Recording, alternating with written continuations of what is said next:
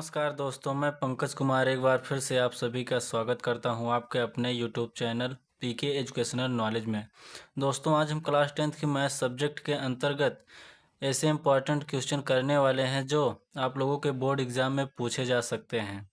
और मुझे उम्मीद है कि आप लोग इस वीडियो को फुल वॉच करेंगे। और अगर आप हमारे चैनल पर नए हैं तो प्लीज़ चैनल को सब्सक्राइब करें और बेल को ऑल पर प्रेस कर लें तथा वीडियो को लाइक करें और अपने दोस्तों तक ज़रूर शेयर करें ताकि वो भी इस वीडियो से लाभ ले पाएँ। चलिए वीडियो को शुरू करते हैं। तो यहाँ पर हमारा पहला क्वेश्चन है, यदि x cube minus 3x square plus x plus 2 को एक बहुपद जी एक्स से भाग दिया जाए तो भागफल और शेषफल क्रमशः एक्स माइनस 2 और माइनस 2x प्लस का 4 है, तो जी एक्स का मान ज्ञात कीजिए। तो यहाँ पे सबसे पहले हमको क्या क्या दिया गया है, देखिए यहाँ पर भागफल है तो ऐसे लिख लेते हैं जो जो दिया गया है यहाँ से भागफल। तो भागफल कितना दिया गया है, भागफल हमको दिया गया है, देखिए भागफल यहाँ पर x माइनस 2 ये दिया गया है तो x माइनस 2 इस तरीके से लिख लेंगे। और आगे हमको दिया गया है शेषफल ना, तो शेषफल लिखेंगे। शेषफल कितना दिया गया है, शेषफल दिया गया है हमको माइनस 2x प्लस 4 ना। उसके बाद यहाँ सबसे स्टार्टिंग में हमको दिया गया है क्या, x cube minus 3x square plus x plus 2। ये क्या दिया गया है, ये हमको दिया गया है भाज ना। तो ये कितना है, x cube minus 3x square plus x plus 2। और हमको क्या ज्ञात करना है, जी एक्स, मतलब जी एक्स किसको बोलते हैं, भाजक को ना। तो यहाँ से भाजक, भाजक मतलब जी एक्स जो हमको यहाँ से ज्ञात करना है इसको। तो इसको ज्ञात करने के लिए क्या होता है, एक सूत्र होता है। सूत्र हमारे पास होता है भाज्य बराबर भाजक गुणे भागफल धन शेषफल ना, धन शेषफल।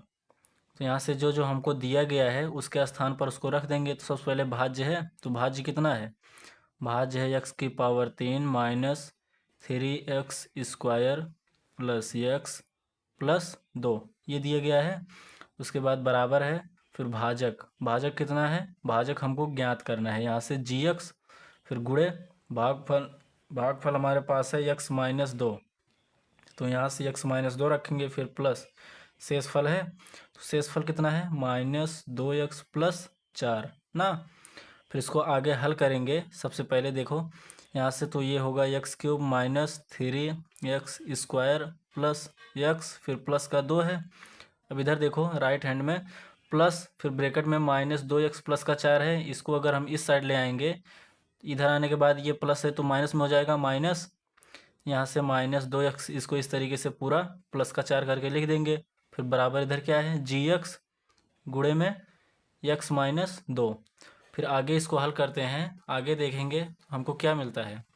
आगे हल करने पर देखो यहाँ से फिर ये x cube minus 3x square plus x plus 2। अब ये माइनस का गुणा अगर पूरे में करेंगे तो सबका चिन्ह बदल जाएगा। जैसे यहाँ से माइनस और माइनस प्लस हो गया 2x, फिर माइनस प्लस माइनस 4 हुआ, फिर बराबर ये जी एक्स है, फिर गुणे में एक्स माइनस 2 ऐसे हो जाएगा ना।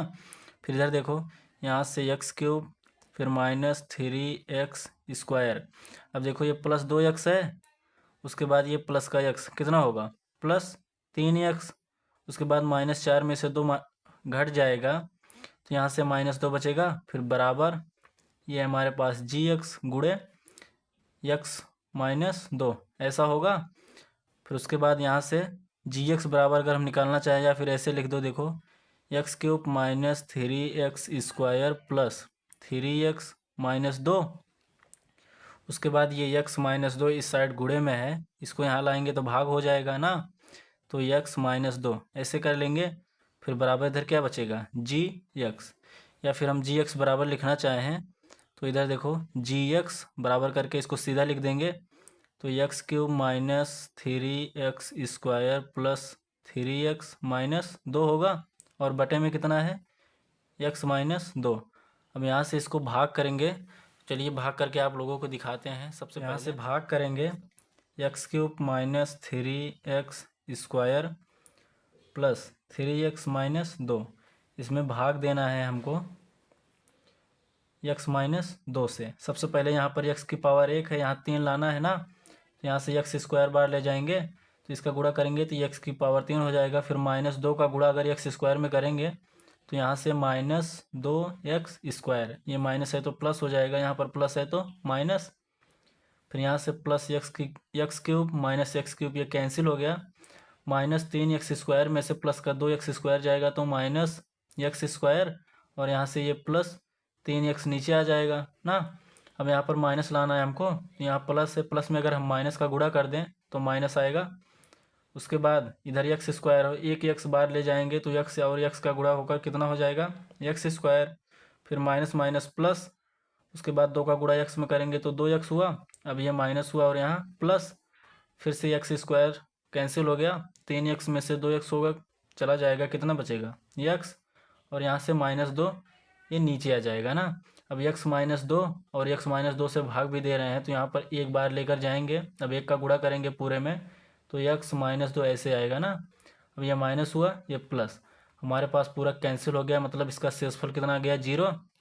तो हमारे पास ये कितना आया है, x² - x + 1। तो यहाँ पर हम लिख सकते हैं gx बराबर लिख सकते हैं x² - x प्लस का 1। तो ये हमारे पास क्या हो गया, gx हमने किसको माना हुआ था, यह हमारे पास आ गया भाजक। अगला प्रश्न है हमारे पास, एक आयताकार बाग जिसकी लंबाई चौड़ाई से 4 मीटर अधिक है, जिसका अर्ध परिमाप 36 मीटर है, तो बाग की लंबाई व चौड़ाई ज्ञात कीजिए ना। यहाँ पर हमको एक आयताकार बाग दिया गया है, तो चलिए सबसे पहले हल करते हैं इसको। यहाँ पर मान लेंगे, माना आयताकार बाग की चौड़ाई, यहाँ पे चौड़ाई को हम x मान लेते हैं, तथा आयताकार बाग की लंबाई, इसको हम y मान लेते हैं ना। इसमें बोला गया है आयताकार बाग जिसकी लंबाई चौड़ाई से 4 मीटर अधिक है ना, तो जो लंबाई है वो चौड़ाई से अधिक है, तो चौड़ाई कितना है x ना, और लंबाई कितना है y। तो जो ये y है, y हमने लंबाई को माना हुआ है, तो जो इसकी लंबाई है वो चौड़ाई x है, इससे 4 मीटर अधिक है, तो इसमें 4 जोड़ देंगे ना। ये हमारे पास क्या हो गया, समीकरण 1। फिर आगे बोला गया है कि जिसका अर्ध परिमाप 36 है। सबसे पहले ये बताइए आयत का परिमाप क्या होता है, तो यहाँ से लिखेंगे अर्ध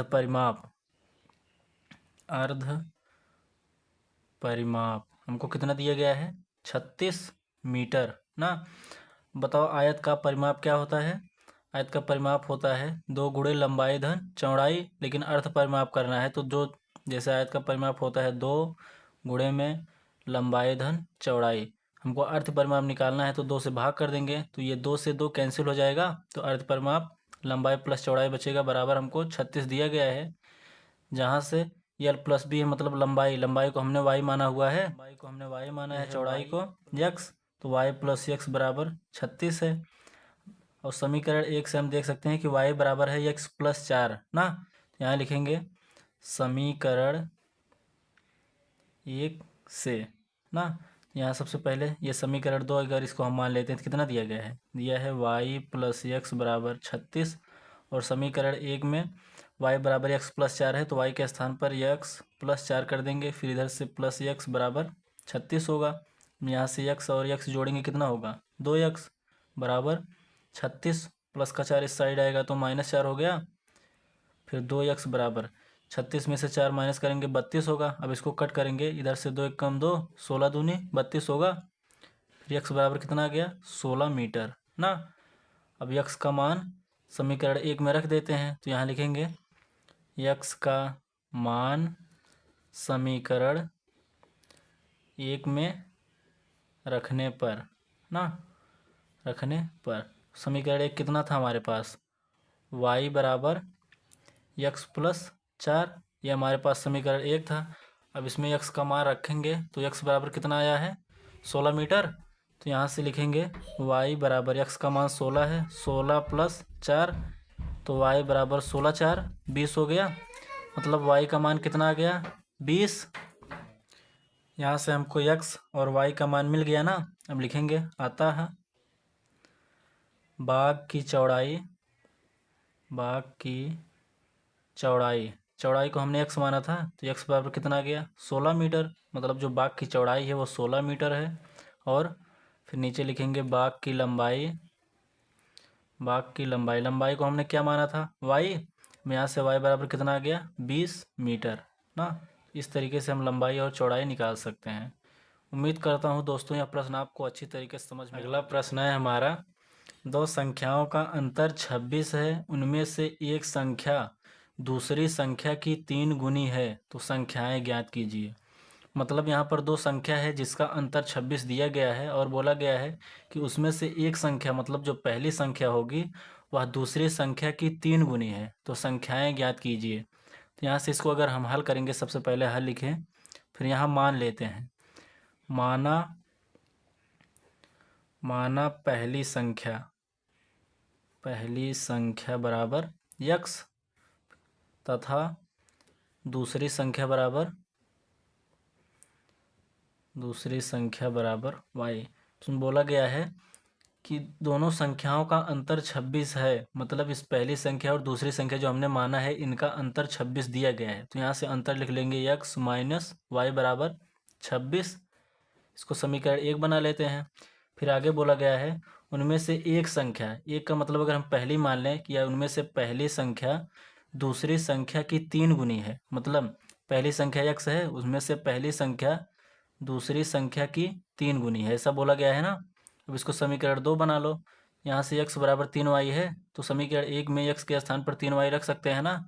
यहाँ लिखेंगे समीकरण 1 में x का मान रखने पर ना, तो समीकरण 1 कितना है x माइनस वाई बराबर 26 है। जहाँ से x बराबर हम 3y रख सकते हैं, तो x के स्थान पर रख दो 3y माइनस वाई बराबर 26 हो गया। 3y में से एक y चला जाएगा तो क्या बचेगा 2y बराबर 26। 2 से अगर काटेंगे इसको तो 2 1 कम 2, 13 दूनी 26, तो y बराबर कितना आ गया, y बराबर आ गया 13 ना। अब y का मान हम समीकरण 1 में रख देते हैं या फिर 2 में, किसी में भी रख दो। तो यहाँ लिखेंगे y का मान समीकरण 2 में रखने पर, समीकरण 2 कितना था, समीकरण 2 है x बराबर 3y। तो यहाँ से x बराबर 3 गुणे y का मान 13 आ गया, तो x बराबर 13 तो यहाँ 39 हो जाएगा। फिर यहाँ हम नीचे ऐसे लिखेंगे, अतः पहली संख्या बराबर x है और x का मान कितना आ गया है 39, ये हो गई। फिर लिखेंगे तथा दूसरी संख्या बराबर हमने माना था y, और y का मान कितना आया है 13।